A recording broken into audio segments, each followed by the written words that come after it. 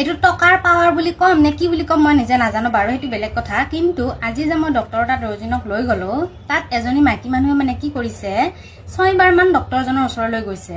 মানে প্ৰথমবাৰ দেখুৱাই কিনে ওলাই আহিল, তাৰপিছত আকৌ গৈছে, মানে কিবা এটা বেমাৰৰ মানে কথা মনত পৰি গ'ল ল'ৰাজনৰ, তাৰপিছত আকৌ গৈছে, আকৌ মেডিচিন এটা লিখি লৈ আহিলে, তাৰপিছত আকৌ গৈছে। মানে এনেকৈ 6 বাৰমান গৈছে, মানে বেমাৰৰ নাম মনত পৰি আছে, গৈ আছে, মেডিচিন নাম লিখি লৈ আহি আছে। মানে কি ডক্টৰজনৰ অসুবিধা হয় তেনেকৈ মই ভাবোঁ আৰু, কিন্তু সম্ভৱ মাইকীজনীয়ে ভাবিছে পইচাৰ দি আহিছোঁ ভাই, পইচাৰ দি দেখাব আহিছোঁ, দৰকাৰ হয় 10 বাৰ আহিম, এনেকুৱাকৈ ভাবিব পাৰে। কিন্তু সেইটো হয় নেকি বাৰু আপোনালোকৰ মতে? এনেকেতো বাৰে বাৰে গৈ থাকিলে পেচেণ্ট চাই থকাও অসুবিধা হয়।